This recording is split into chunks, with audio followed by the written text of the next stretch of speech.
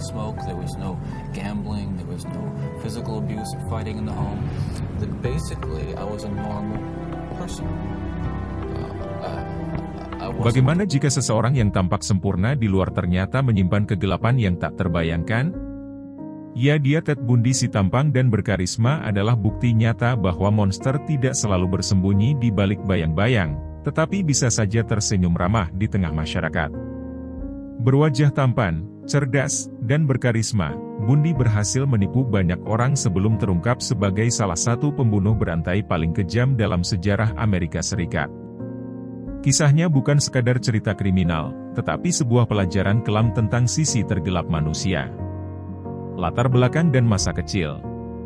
Theodore Robert Bundy lahir pada 24 November 1946 di Burlington, Vermont. Sejak kecil, kehidupannya penuh dengan kebingungan identitas. Ia dibesarkan oleh kakek dan neneknya yang ia anggap sebagai orang tua kandung, sementara ibunya, Eleanor Louise Cowell, dianggap sebagai kakaknya. Hal ini dilakukan untuk menghindari stigma sosial karena ia lahir di luar pernikahan. Ted dikenal sebagai anak yang cerdas, tetapi ia juga menunjukkan tanda-tanda perilaku aneh sejak dini. Ia dikenal sebagai anak penyendiri yang sulit membangun hubungan sosial. Beberapa laporan mengatakan bahwa ia suka menyiksa hewan dan menunjukkan kecenderungan manipulatif sejak kecil. Remaja dan kehidupan awal dewasa. Saat remaja, Ted mulai menunjukkan dua sisi kepribadiannya. Di satu sisi, ia tampak sebagai anak yang normal, berprestasi di sekolah, dan memiliki daya tarik yang membuatnya populer di kalangan teman-temannya. Di sisi lain, ia mulai menunjukkan perilaku menyimpang, seperti mengintip perempuan dan mencuri barang-barang dari rumah orang lain. Ia berkuliah di University of Puget Sound sebelum pindah ke University of Washington, di mana ia mengambil jurusan psikologi. Di kampus, Ted dikenal sebagai mahasiswa yang cerdas, ramah, dan berambisi besar. Namun, di balik itu, ia mulai mengembangkan obsesi terhadap kekuasaan dan kontrol. Hubungan asmara dan patah hati. Pada awal 1970-an, Ted menjalin hubungan dengan seorang wanita bernama Stephanie Brooks. Hubungan ini sangat berarti baginya, tetapi Stephanie akhirnya memutuskan hubungan karena menganggap Ted tidak memiliki arah hidup yang jelas. Putus cinta ini diduga menjadi pemicu utama perubahan drastis dalam dirinya. Setelah perpisahan itu, Ted mulai berubah.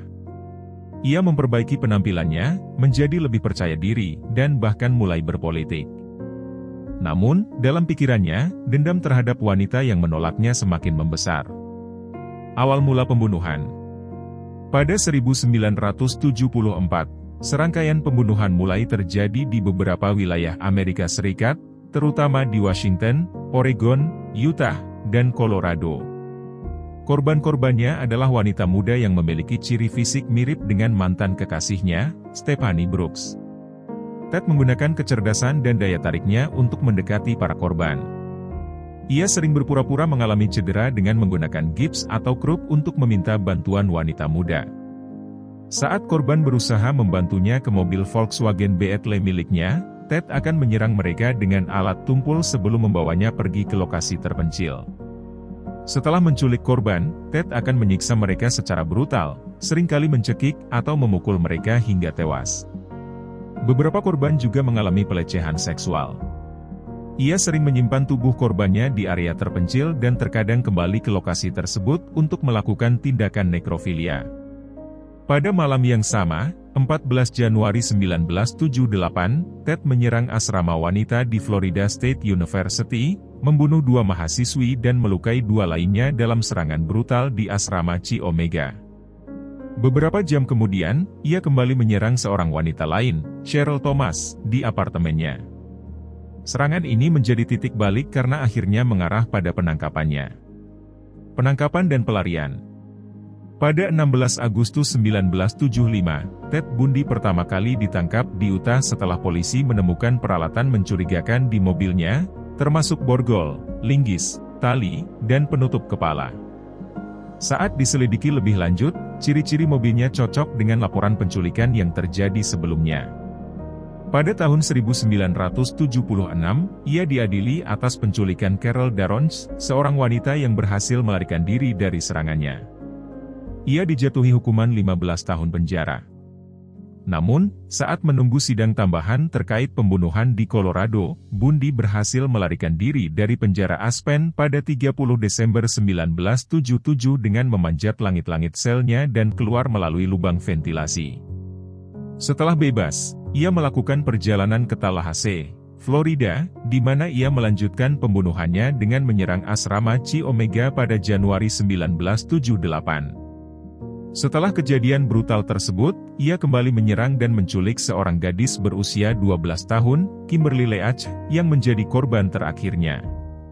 Pada 15 Februari 1978, Ted Bundy akhirnya ditangkap kembali oleh polisi di Pensacola, Florida, saat mengendarai mobil curian. Sidik jarinya cocok dengan bukti yang ditemukan di lokasi kejahatan. Kali ini, ia tidak bisa lagi melarikan diri. Pengakuan dan eksekusi. Ted Bundy menghadapi 3 persidangan besar, masing-masing di negara bagian Colorado, Utah, dan Florida. Dalam persidangan di Florida pada tahun 1979, Bundy dinyatakan bersalah atas pembunuhan Lisa Levy dan Margaret Bowman dari asrama Chi Omega. Ia dijatuhi hukuman mati dalam kursi listrik. Selama persidangan, Bundy sering menunjukkan sikap narsistik dengan bertindak sebagai pengacaranya sendiri, melakukan interupsi, dan berusaha memanipulasi juri dengan pesona dan kecerdasannya. Namun, bukti forensik, termasuk jejak gigitan yang cocok dengan giginya di tubuh salah satu korban, membuatnya sulit untuk menghindari hukuman. Pada tahun 1980, ia kembali dijatuhi hukuman mati atas pembunuhan Kimberly Leach. Meski terus mengajukan banding, hukumannya tetap berlaku. Menjelang eksekusinya, Bundy akhirnya mengakui telah membunuh lebih dari 30 wanita di berbagai negara bagian, meskipun jumlah sebenarnya diyakini lebih tinggi. Ia juga memberikan wawancara kepada psikiater dan penulis, berusaha mencari simpati dengan mengklaim bahwa kecanduannya terhadap pornografi memainkan peran besar dalam kejahatannya. Pada 24 Januari 1989, Ted Bundy dieksekusi di kursi listrik di penjara negara bagian Florida. Saat eksekusinya berlangsung, ratusan orang berkumpul di luar penjara, bersorak dan merayakan kematiannya dengan menyalakan kembang api. Ted Bundy adalah bukti bahwa kejahatan tidak selalu datang dalam wujud yang mengerikan. Ia adalah predator yang mampu menipu banyak orang dengan pesona dan kepintarannya.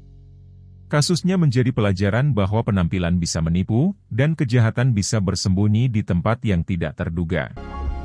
Hingga hari ini, kisah Bundy tetap menjadi peringatan bahwa ada sisi gelap dalam diri manusia yang, jika tidak terkendali, dapat berujung pada tragedi yang mengerikan.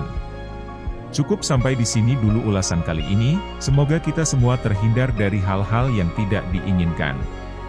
Amin.